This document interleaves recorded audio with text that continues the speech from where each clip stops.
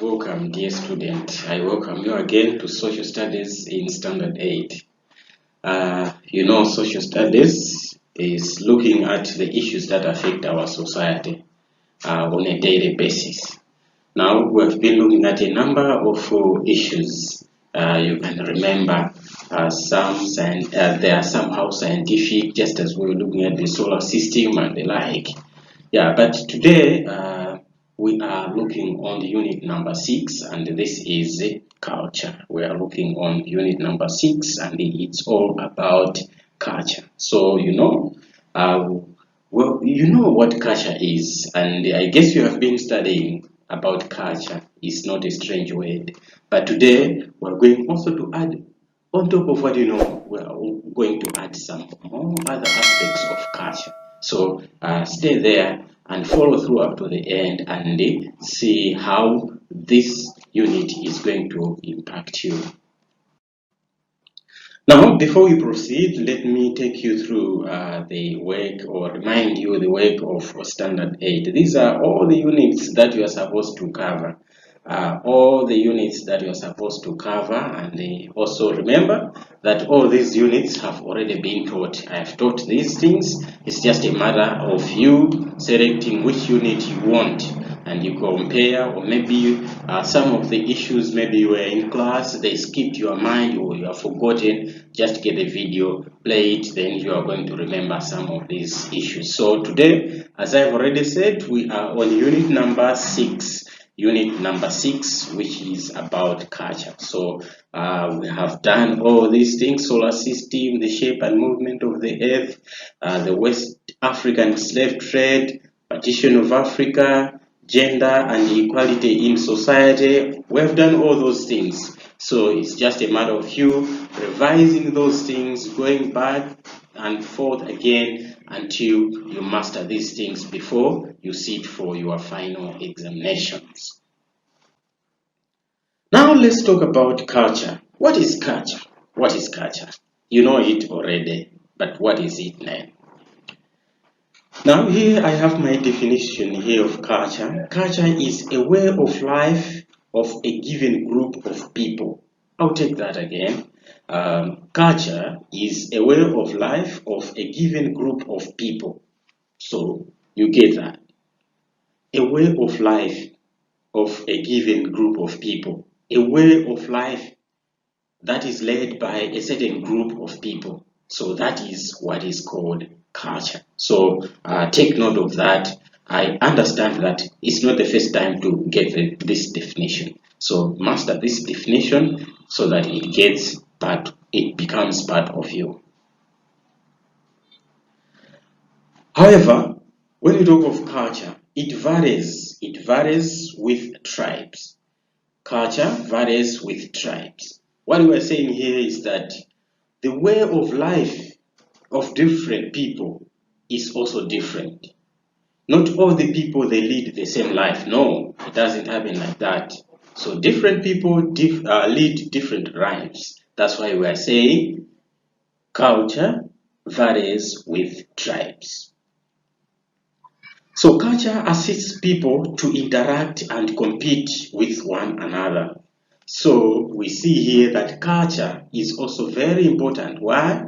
People interact in culture because that's the way of life in a certain society. And also sometimes they compete with each other. Okay, for example, someone has bought a bicycle. Then the other one also says, I'll also do something to buy the same, something like that. Then they develop the culture maybe of working, of doing other things. So we see to it that in culture, people interact, and in culture, people, they are able to compete. Now here, let's look at the cross-cultural expressions in different mediums. Cross-cultural expressions in different mediums. Here, we're going to see what are the things that make culture, or that carry culture. What are the things that express culture? Through which mediums? What are the things that carry culture? Or what are the things that make a group of people to be identified to be doing a certain thing at a certain time?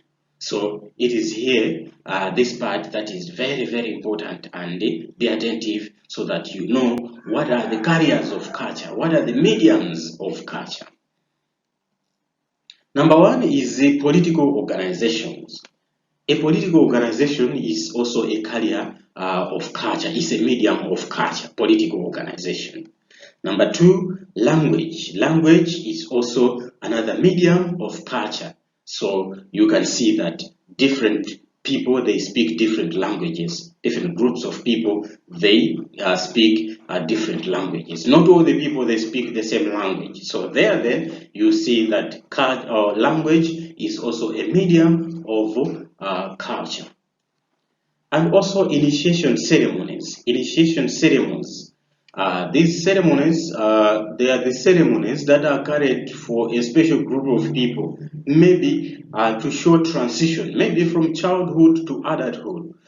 Therefore, maybe young people are taken to a certain place and they are given instructions how to behave like an adult. So that one is called an initiation. So for a good example is we talk of Chinamwali. Maybe some of you have heard about Chinamwali, which is practiced in some of the cultures, whereby at a certain age, young people are taken, boys to their camp and girls to their camp, and there they are given instructions for about a month. They are there given instruction. That again is an aspect of culture. So that is the initiation ceremony. Number four, marriage system. Marriage system, we see that one again when someone is entering into marriage. We see or we know that there are processes for someone to get into marriage. First, someone maybe proposes, he appears, maybe goes to appear to the family of the wife. There they agree, pays lobola and the like, all those things. That is the system of marriage. Again, that one is also another medium of culture. Apart from that, number five here, I have traditional songs and dances. You know, the language drives us also to other things, like to sing to different songs and also different dances. That's why you see that different districts, for example, in Malawi, you find that there are different dances that are practiced in different by different people.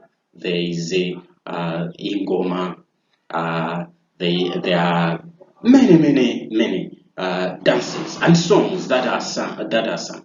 So you find that the songs that are sung at different societies, they are also different from other societies. Why is that so? Simply because the culture, we have said that culture is different. It belongs to a group of people. A group of people, they agree to do certain things, then they follow a certain culture. Number five here, I have also another medium, is the arts and crafts. Arts and crafts.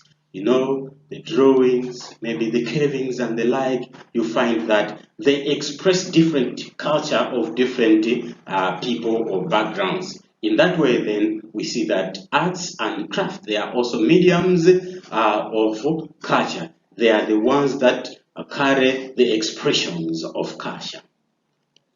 And also folklores. Folklores, they are also the carriers or the mediums of culture. Folklores, we talk of the proverbs whereby you hear the tales or maybe the stories of the past. Sometimes they are myths, they are things that did not happen, but they carry out some lessons. So all those things we call Hano. All those things, they carry a certain aspect of culture because they express how a certain group of people have been living in comparison to what is happening in that context or modern context. Having looked at the mediums or that express culture or that carry culture, now let us look at the forces that influence cultural change. Forces that influence cultural change. Now, there are a number of forces that influence cultural change. In other words, here we are saying that the things that make up people to change the way of doing things.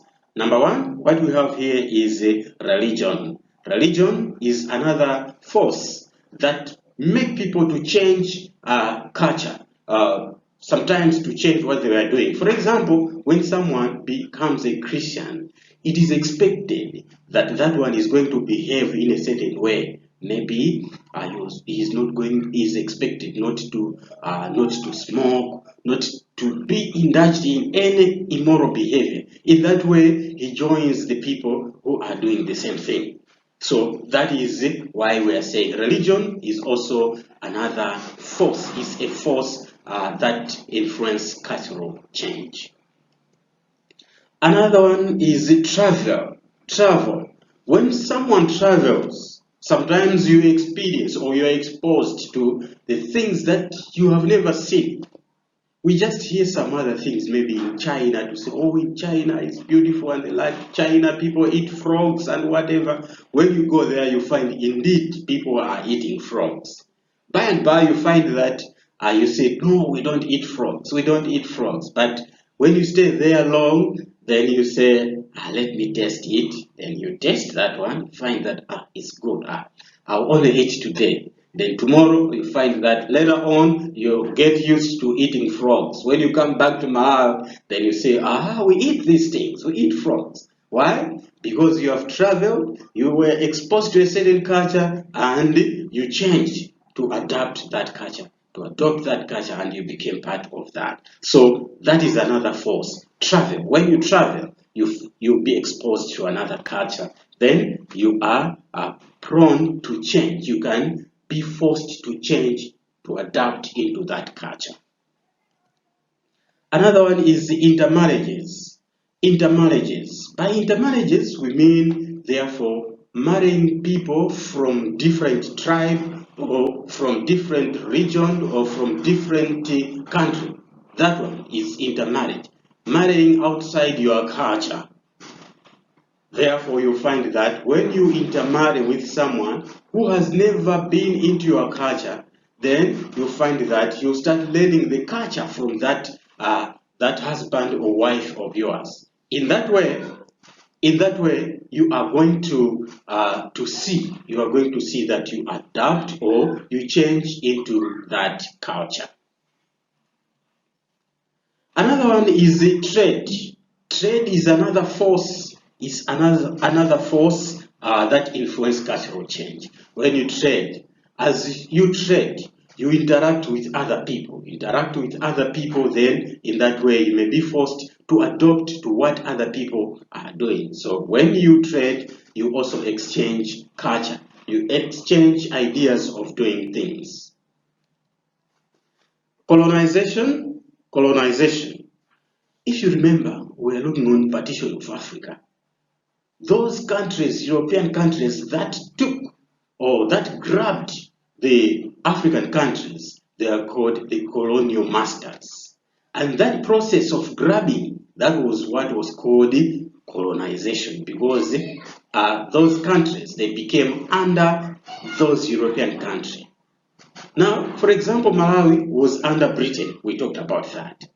When the British now colonized Malawi, they started impacting Malawi with their culture, their Western culture, their British culture, the way of dressing, the way of eating things or food that is supposed to be eaten, the way of preparing that food, the way of behaving, the way of speaking. So that is also another aspect that forces cultural change. As a result, those people who had adjusted to the British culture, they were taken to be educated people because they adapted to that colonialism of the British. So colonization also is another force that makes cultural or that influences cultural change. Now we have looked at the forces that influence cultural change. Now here, let us look at certain organizations. Certain organizations that promote the preservation of culture. So there are certain organizations that are there to preserve the culture, to preserve and promote culture. So let us look at these organizations. So here we have organizations like the museum, the health centers, the schools, family, political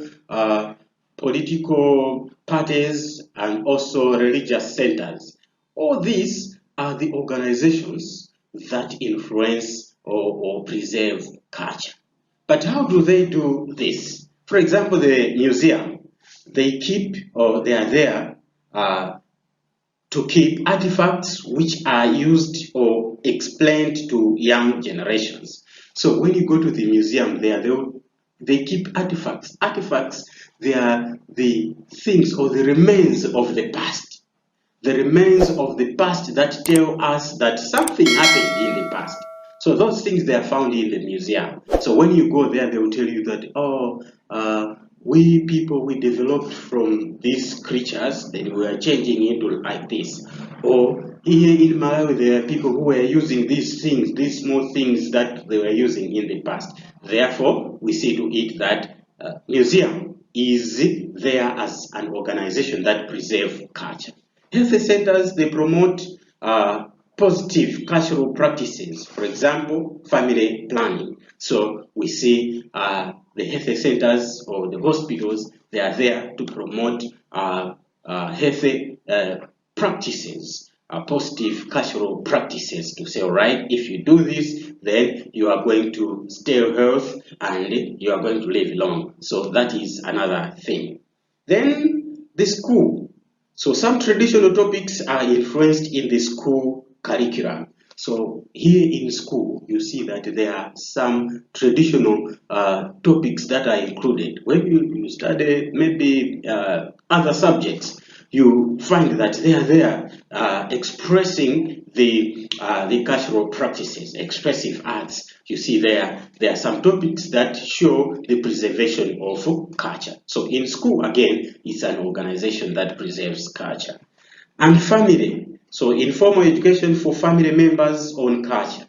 In the family, you find that parents, they do tell their young ones to say, here we were born in this village, and this village originated from there and there. That is the culture.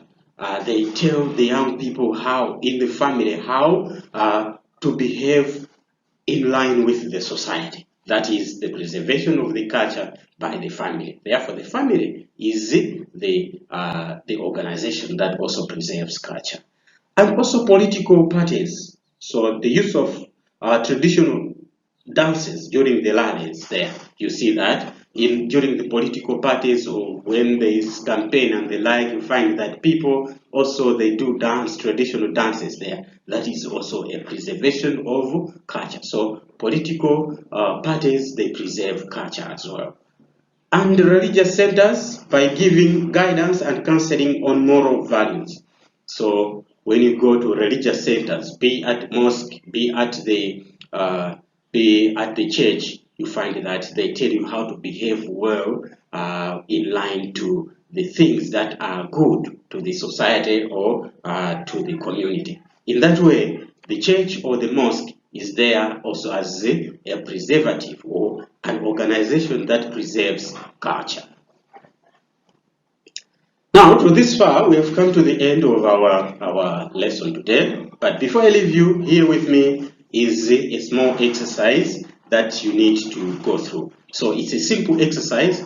At this point, you pause a little bit, pause the video, and read the questions, understand them, or copy them somewhere so that you understand. So as you answer these questions, don't go back, replay, and copy the answers directly. At this point, just answer these questions to test yourself if you have been following, if you have been attentive enough.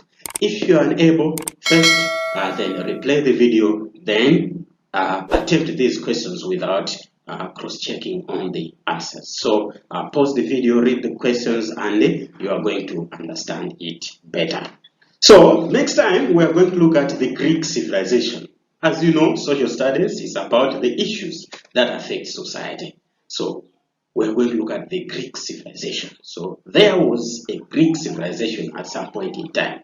So what impact did it have to the world? So let's be there. I ask you to be there next time as we follow the Greek civilization. And until next time, thank you so much.